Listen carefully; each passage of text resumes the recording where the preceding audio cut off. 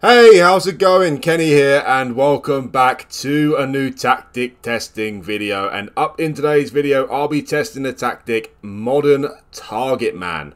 Well, you won't be too surprised, as the name suggests, that this tactic does feature a target man or a target forward, as they like to be called these days on Football Manager. In terms of the tactic itself, well, it's got a balanced mentality. Obviously, due to the name of the tactic, you'd like to think that the tactic is set up to help with the target man, seeing as it's called Modern Target Man. The attacking width is standard, as you can see there. You've got shorter passing, but passing to space as well. Down the flanks here, you've got focus play down the left and right, overlap left and right as well. Hopefully to help get those crosses into the box. You got higher tempo in there as well and run at defence. In transition, it's a little bit different to the tactics I've seen in recent times, to be honest. Counter press, counter, and distribute quickly just seems to be the standard for every single tactic these days, to be honest. But also, roll it out is normally on there as well. But instead this time around, it's throw it long. So, yeah, looking to build up quickly with a long throw, which is interesting. And out of possession, this is where it gets even more interesting, to be honest. You got a lower defensive line, but a high press in there as well. So, yeah, interesting to see how those two will work together. And also, you got trigger press much more often and tackling to get stuck in. In terms of the actual formation itself, as you can see here, it's a 4-2-4 formation as well, which is very interesting. You've got sweeper keeper on defend, two wing backs on attack, a ball playing defender on defend, and a central defender on defend. You've got two Zagonto Volantes on support in DM there. You've got two inside forwards on support, a target man up front, a target forward on attack, and an advanced forward in there as well. So, yeah, it's a very interesting tactic in my opinion, the way it's set up. Modern target man, lower defensive line but high press. I'm interested to see how it will work out. If you watched any of my videos recently on tactic testing, you will know by now that I test this tactic out with every single Premier League club. I go on holiday for the season, I select use current match tactics, and also become unsackable for the sake of the experiment as well, to see exactly what the results are. So in this video here today, I have picked out the 3 teams I think have had the most success with this tactic, and also for the other side of the spectrum, I feature in the team who I think has been the least successful with this tactic. Before we get started as well, guys, I think it's important to mention that I am not the creator of this tactic. I'm not creator of any of these tactics. I am merely just testing them out with every single Premier League club. So if you're interested in checking out the creators page, a link will be down in the description below. But anyway, let's get started then. Let's find out who is the team who has the 3rd most success with Modern Target Man.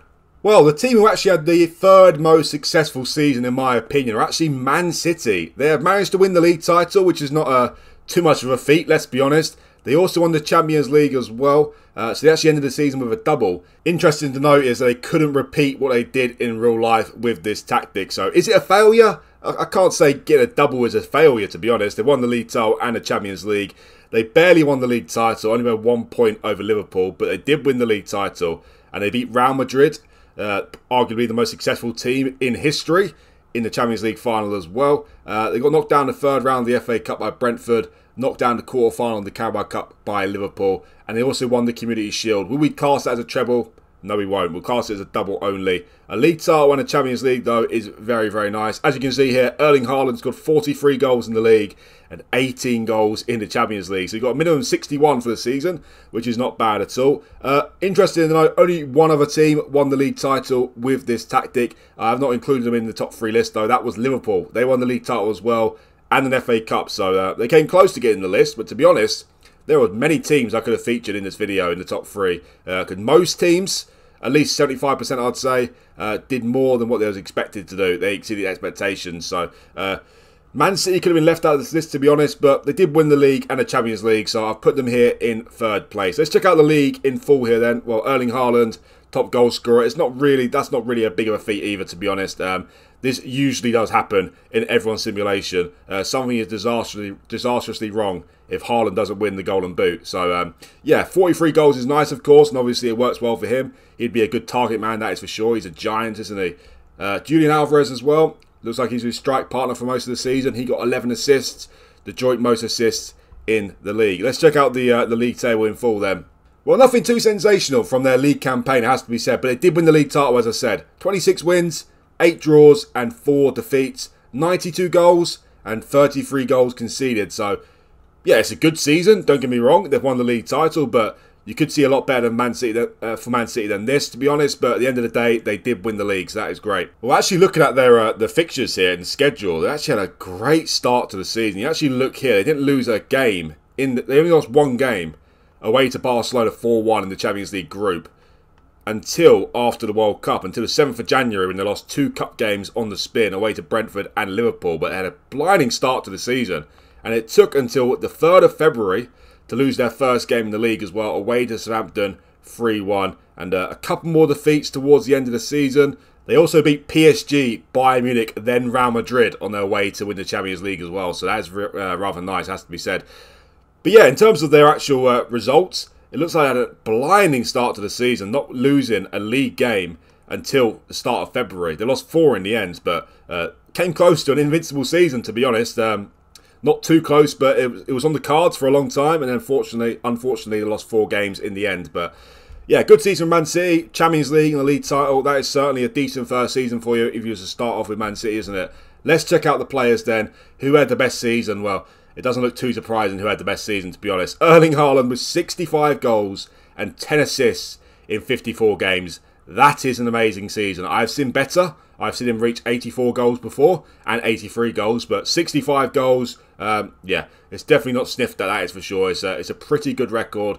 He can do any role though, can't he, really? Up front, he can do any role he wants. He's quick, he's tall, he's an unbelievable finisher. So, yeah, 65 goals in 54 games. I'm not too surprised about that. Next best player was actually Kyle Walker, the right back. 10 assists from him in 47 games. Alvarez had a good season as well. 50 games, got 19 goals, but he also got 17 assists. Rodri had a good season as well. 5 goals, 7 assists. Bernardo Silva, 17 assists for him. Foden, 14 assists. And not too many high goal scorers. You actually see in the table here, only 3 players reached double digits. And Erling Haaland scored 46 more goals. The next level goal scorer, Alvarez, and Grealish only making in there with 10 goals. So, but a lot of assist makers, as you can see here. Erling Haaland is just the main goal scorer at the club, as he is in real life as well. All the players are setting up the goals on a plate for him. Bernardo Silva with 17, Alvarez with 17 as well. Foden with 14, Haaland with 10. Haaland with 10 for Alvarez, I can assume. Walker with 10 as well. And De Bruyne only with 9 assists. That's a bit surprising. But yeah, that is the 3rd most successful team with this tactic. Erling Haaland playing as a target man. He'll get 65 goals in 54 games. That is pretty good. Anyway, let's go check out the team who I think has had the 2nd most successful season. Well, the 2nd most successful team with this tactic was actually Aston Villa. Before we get started with their results though, guys, please remember that if you do like this video, hit that like button for me. It's really important for the video's success. And also, if you're still watching at this point, then surely you must like the video a little bit. So do me a favour and hit that like button for me. And also, I'm on the road to 1,000 subscribers. So if you can help me out with a subscribe, that'd be much appreciated as well. So Aston Villa, 2nd in the list here. It's actually a tough call to make this one because lots of teams did very, very well with this tactic. Crystal Palace got 5th and got to a League Cup final. Leeds came 5th as well, got to the FA Cup and League Cup final. Also, Wolves finished 3rd with this tactic. There was lots and lots of overachievers, to be honest, and not too many underachievers. But Aston Villa made the list because they finished 3rd in the league, so qualifying for next season's Champions League. Worth noting, there's only 6 points behind leaders Man United as well, so they put up a real good title fight as well. They got to the FA Cup final, where unfortunately they lost, but they also got to the Carabao Cup final as well, where they also lost. So Aston Villa finished 3rd in the league, FA Cup final and a Carabao Cup final. You can't get much better than this, to be honest. Obviously, they won the FA Cup or Carabao Cup. It would have been very, very successful. But the fact they got to 2 finals and pushed Man United and Liverpool all the way for the Premier League title just shows how successful they have been with this style of play. So yeah, it seems like a dream for Aston Villa, this modern target man, which I'm a little bit surprised about, to be honest, because who would you see as a target man for Aston Villa? You don't see Ollie Watkins as a target man, do you? And they haven't got an abundance of strikers. So, yeah, interesting to see how it's worked out. But it has worked out very well for them. Anyway, let's check out the league table in full here. Unlike Man City with Erling Haaland, there's no top goal scorer in the top 3 here, which is a little bit interesting in saying that no one else has got Erling Haaland, have they? So, obviously, it's easier said than done. And also, you look here, there's no player in the top 3 for the for any statistics here, which is very interesting. It looks like it was a big team effort, this one, for Aston Villa. Well, as you can see, they've won 25 games, drawn 7, and lost just 6 games. They scored 83 goals as well, which is on the high side for Aston Villa, that is for sure. 2nd best attack in the league after Liverpool. And only 35 goals conceded as well, so less than 1 goal conceded per game. So they had a great record, 82 points and a plus 48 goal difference. Great season from Aston Villa this. Well, similar to Man City, they started off the season very well as well. As you can see here from the first couple of months here, they didn't lose their first game of the season until Boxing Day, away to Man United. So again, before the World Cup, they were unbeaten in every competition. They had a few draws in here. They had 5 draws in the first couple of months. But in their first 16 games of the season, Villa, they went unbeaten with 11 wins and 5 draws. So they started off the season amazing. Unfortunately, they lost away to Man United, which is nothing to be ashamed of. They won the league title in the end and lost at home to Liverpool as well. So back-to-back defeats there. But that was against Man United and Liverpool, so nothing to be ashamed of. And lost away to Man City 4-1 as well in the league. Again, nothing to be ashamed of. They also lost the Carabao Cup finals to Man United as well. But look at that. They went 1-0 up in the game. Then Coutinho got sent off in the 24th minute. So definitely unlucky there in the Carabao Cup final. And in the FA Cup... Oh my word, look at the state of this. This is an absolute outrage, this. In the FA Cup final, they lost 2-1 to Newcastle as well. And Boubacar Kamara got sent off in the 12th minute. So who knows what could have happened if Villa didn't get 2 red cards in their finals. We could be talking about Aston Villa with an FA Cup and League Cup double, to be honest. It's definitely very possible. Unfortunately, we can't control these things, and they had 2 red cards in the final. But I guess that tells even more of a story of how successful this tactic has been for Aston Villa, because if they didn't get those players sent off, we could be talking about a double here for them, which is pretty outstanding, to be honest. In terms of the league as well, they only lost 6 games in the league, and the only team they lost to, which wasn't either Arsenal, Man United, Man City or Liverpool, was actually West Ham away, and that was the final game of the season. So yeah, just insane from Aston Villa. A brilliant season. It took them a long way with this tactic. Let's check out the players then. Who had the best season for Villa? Well, Leon Bailey actually had the best season for Villa. As you can see here, 19 goals and 13 assists from him in just 35 starts. Coutinho as well with 19 goals and 8 assists. They're good as well. Martinez, he had played 52 games with a good average rating. Douglas Luiz with 4 goals and 11 assists. And top goal scorer was Ollie Watkins with 26 goals and 9 assists in 52 starts. That's 1 in 2. For Ollie Watkins there, so that's a good season. Also, Bertrand Traore with 21 goals and 4 assists. So, 4 really big top goal scorers here for Villa. You got Watkins with 26, Traore with 21, and then Coutinho and Bailey both with 19 as well. So, a little bit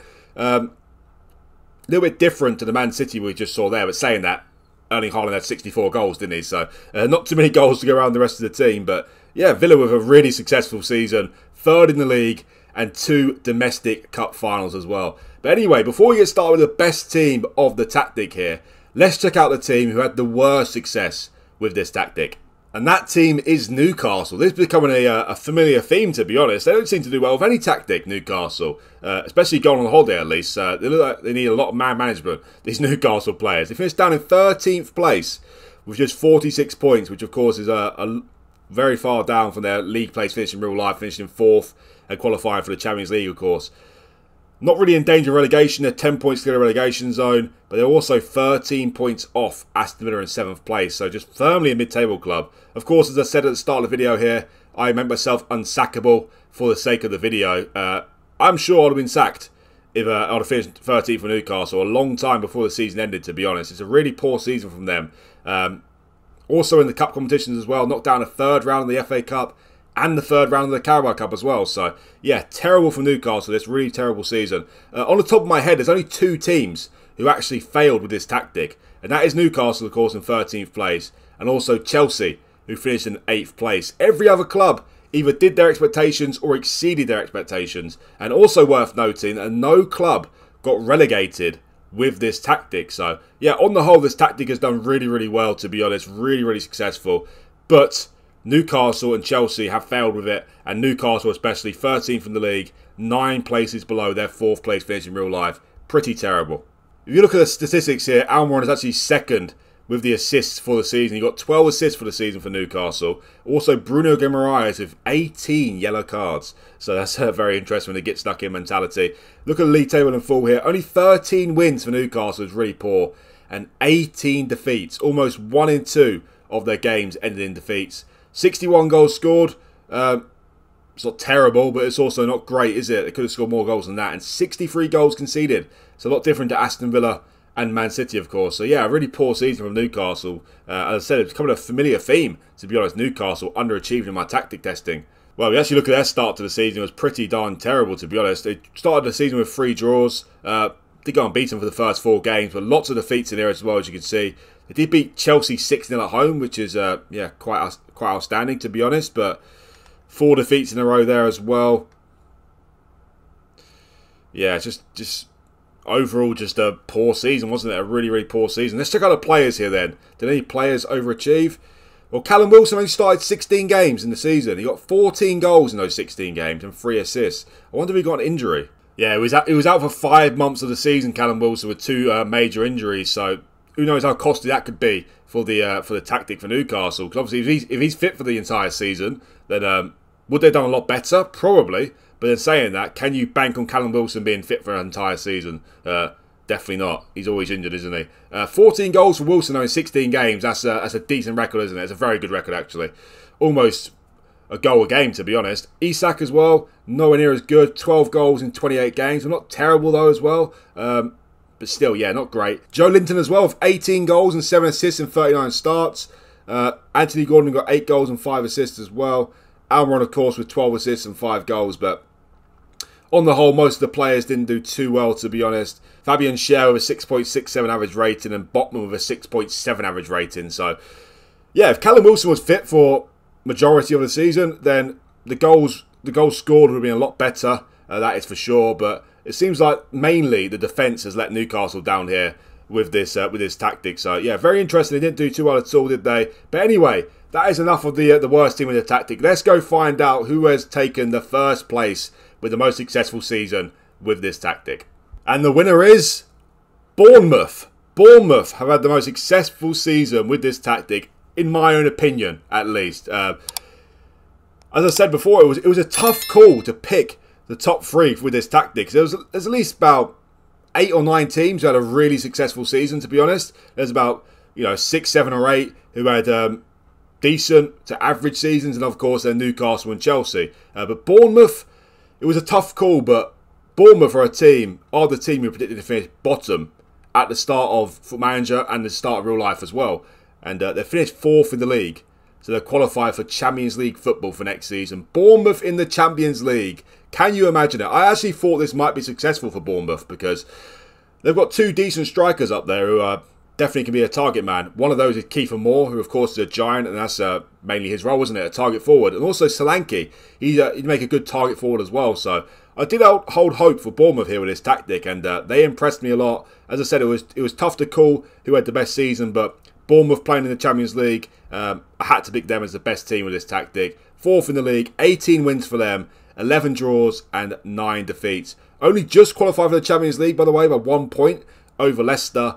But Bournemouth are playing Champions League football next season, in this universe at least. In terms of the cup competitions though, nothing sensational. Lots of teams got to the final of the League Cup and FA Cup, by the way. As I said, Leeds got to 5th place and the League Cup and FA Cup final. They were very hard done by to miss out on this list for me. And also Palace came 5th with a League Cup final as well. Bournemouth got knocked down the 5th round by Brentford in the FA Cup, and knocked down the 4th round of the Carabao Cup by Man United. And also, look at that, they ended the season with 3 losses on the spin. So, yeah, they almost blew it in terms of the top 4 race. But 3 wins for them in the last 3 games of the season. They'd be only 1 point behind Arsenal. So, they had a very poor end to the season. Well, Dominic Solanke with 25 goals with this tactic. He's 3rd top goal scorer in the league behind Haaland and Isak. So, brilliant from him. Let's see how many goals they scored. They only scored 66 goals. I say only 66 goals. Of course, that is high for Bournemouth, but probably low for a team finishing in 4th in the league. 54 goals conceded as well, so not the best defence, it has to be said, but all in all, it's an amazing season. 66 goals, plus 12 goal difference to Bournemouth. Champions League football for next season. Amazing. Let's check out the actual results here then. Well, they did start off the season quite well, to be honest. A couple of defeats in there, away to Chelsea, at home to Leicester, but away to Everton as well. But again, only 2 defeats before the start of the World Cup. So they had a great start to the season. Again, Bournemouth, they actually had a little bit of a poor end to the season, to be honest. As you see here, they lost home to Chelsea, then went 3 draws in a row, beat Brentford at home 6-1, which is very nice. And then a few defeats towards the end of the season. So they had a bit of a poor end to the season, Bournemouth. So they was in the top 4, I should imagine, for the entirety of the season, pretty much. yeah, as you see here, pretty much the entire season they were 4th in the league. So they had a blinder of a season. Let's check out the players here. Let's check out the results of the players. Best season was Solanke. 27 goals for him and 3 assists. He had an absolute blinder of a season. Also, Ryan Christie with 9 goals and 12 assists as well. But interestingly, only one player with a green rating who's played more than 2 games anyway. And that was Solanke. So they really did rely on him for this season. How many goals did Kiefer Moore score? Well, Kiefer Moore played lots of games. He played 41 games. He only scored 9 goals. He got 7 assists as well, but Solanke did the business up front, didn't he? Still, obviously, Moore chipped in. 16 goal involvements in 40 games. It's still not too bad for a team battling relegation. But all in all, without Solanke in their team, Bournemouth might have struggled a lot more. But Bournemouth 4th in the league. Solanke with 27 goals in 44 games. Amazing. Absolutely amazing. As I said, this tactic has been rather successful with most teams. I will be honest, though, Newcastle and Chelsea, it did not work out too well for them. Saying that, though, Chelsea did not do as bad as they did in real life. They came 12th in real life. They came 8th with this tactic, but still 8th for Chelsea is nowhere near good enough. We all know that. Newcastle in 13th place as well. They had a terrible season. But other than that, lots of teams with successful seasons. As I said, no team got relegated. 2 teams won the league title as well. And also, did I forget to mention, Tottenham. Even Tottenham won a trophy. That's right. Tottenham came 3rd in the league. And they won the Carabao Cup as well. So this tactic can do absolute wonders. But anyway, guys, that is the end of this video. Please remember that if you do like the video, hit that like button for me. As I said, it's really important for the video's success. And also, if you're new around here, do consider hitting that subscribe button as well. It really helped me out. And much appreciated. Thanks again for watching. And I'll see you for the next one.